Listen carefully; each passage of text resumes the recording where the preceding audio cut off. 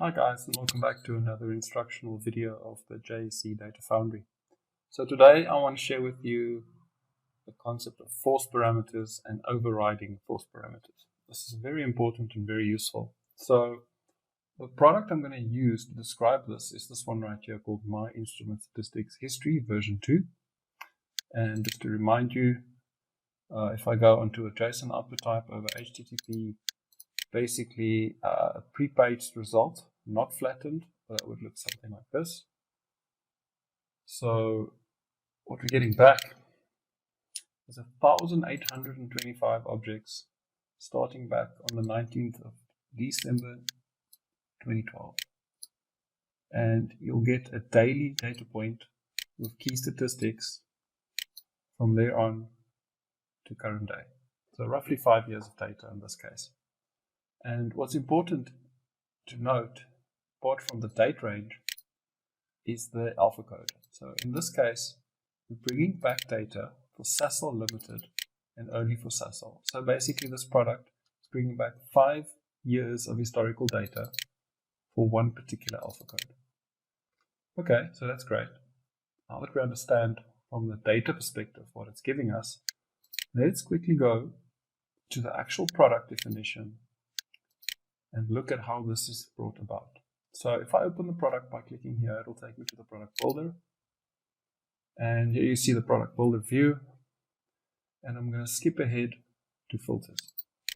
And this is where you see for the first time forced and dynamic parameters. So just to remind you, dynamic parameters gives you the ability to add essentially a where clause to your query. So you could potentially add something like high trade price must be, let's say, greater than 100,000. And this would be a valid filter that you could add to your query. I'm going to switch this onto auto refresh and see if we can get an impact there. You can see the data refreshing to honor the filter that I've just created. So this is a dynamic parameter. It's dynamic because essentially you can add any combination of and or relationships here and filter the data according to your custom requirements. For now, I'm going to delete this. You see the data is reset. What I want to focus on is the force parameter section. Now, first point I want to make, not all products have got force parameters necessarily. So don't expect to see them. But when you do see them, it's really important to understand what they mean. So in this case, I have 3 force parameters. The first one is called from date. The last one is called to date. And you can see the to date here is specified as 0 days in the past. The from date is specified as 1,825 days in the past. So that is how we configure this product. It has to have these parameters, by the way. Force parameters are literally force. So if they're not supplied, the product will not give you a sensible feedback. So if you want to lessen the amount of data that you get back, or if you want to look at a specific window, you can fiddle with the from date and the to date. Now, what does this relative thing mean? So let's just dive into that. Whenever we work with dates in the context of force parameters, it's often not very convenient to work in terms of absolute dates, because that means the moment you configure the product, the absolute date is tied to the product and your product will be out of date, literally, 1 day later. So we have this very handy feature of expressing dates in a relative days scenario, and this is very useful. You do not have to use this. You can always go back and specify an absolute date, and you'll be presented with a date picker. However, like I explained, if you were to make this product absolute in terms of its date expression, you would be able to do something like this, the 31st of March to the 12th of April. This, however, is a very static configuration, and you cannot really use this product like this the whole time. But certainly in a specific scenario, you're more than welcome to do this. So I'm going to switch this back to relative and switch it back to 1,825 days. We did the math, it's roughly 5 years. And just a note on days in the past year. So what we are talking about in actual fact is trading days. So we exclude public holidays based on the trading calendar, and we exclude weekends. So this is 1,825 trading days in the past. Let's save the product.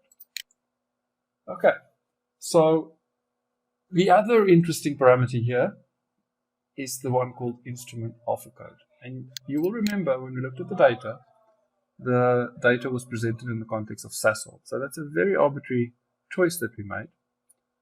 And this is where we configured it, right? So the default parameter as part of the configuration of this product is to bring back SASL's data. Now, I could very easily change this here if I know the correct code, and let's change it up to the JSE. And you can see what's already happening on the right-hand side is my live data preview is reacting to this, and it's now going to bring me back the JSE data. In fact, it's already started doing that. You can see by my cursor with the alpha code in the response. There we go. As you can see, the data is now bringing back JSE data. And if I toggle it back to SASL, there you go, SASL data. So this is useful, except I don't always want to come and have to edit my product to get different data.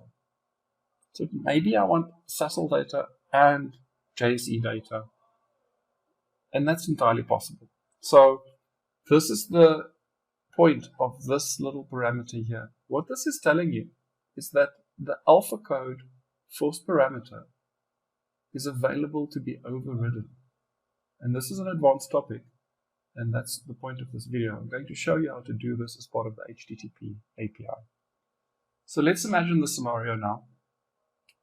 We have a default configuration of SASL, but we are looking for the JSE's share price. Right, so how do we do this? First thing to remember is that the override parameter has a specific name, and it's called alpha code. I'm going to copy this into the clipboard, and then I'm going to go back to my subscriptions view so that I can steal a URL for this product. So if I look at the HTTP content URL, you'll notice it's down here. I can copy paste this now into the browser, like I've shown you before, and this is our API, very simple. Now, as we've said, the problem here is that we are in fact now getting back SASL data, because that's the default configuration. But remember that I said that we can override the parameter. The force parameter can be overridden.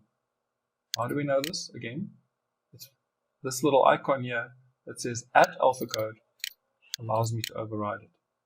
So what is implied by that is that I can now provide, as part of the string, this parameter in standard RESTful API convention. There's now an extra parameter called alpha code, and I'm going to set it to the JSE. And it will then pass in the JSE as the alpha code, overriding the default alpha code, which is SASL. And if all goes well, we should see the JSE share price for the last 5 years. And there we have it. So we still have 1,825, but this time it's for the JSE over the period. And of course, this override pattern here can be applied to any alpha code that we have data for. So if it's listed on the JSE, in this case, the alpha code can be overridden. Right, let's go back and summarize. So if you see force parameters, it's important to understand that if the force parameters provide you with this @override functionality here, that you can override that parameter by simply passing it in to the API call in addition to the token that underlies the product. The order does not matter. It is simply an additional parameter that is overridden using the name that is provided here. If you don't see a name, like in the case of the from date and the to date, it means that you cannot override it. So that is a design decision that we took. In this case, by using relative dates, we don't see the reason to override the dates, but we certainly do see the reason to override the instrument alpha code. And then remember, in the context of these force parameters, you can set up a dynamic filter down here, which is the topic of quite a few other videos, so I'm not going to belabor that point. But the big thing that you have to remember is that the API that's always looked essentially very, very simple, like this, now has an additional overridden force parameter. Really very cool. You'll find this all over the place. Very useful. See you guys next time.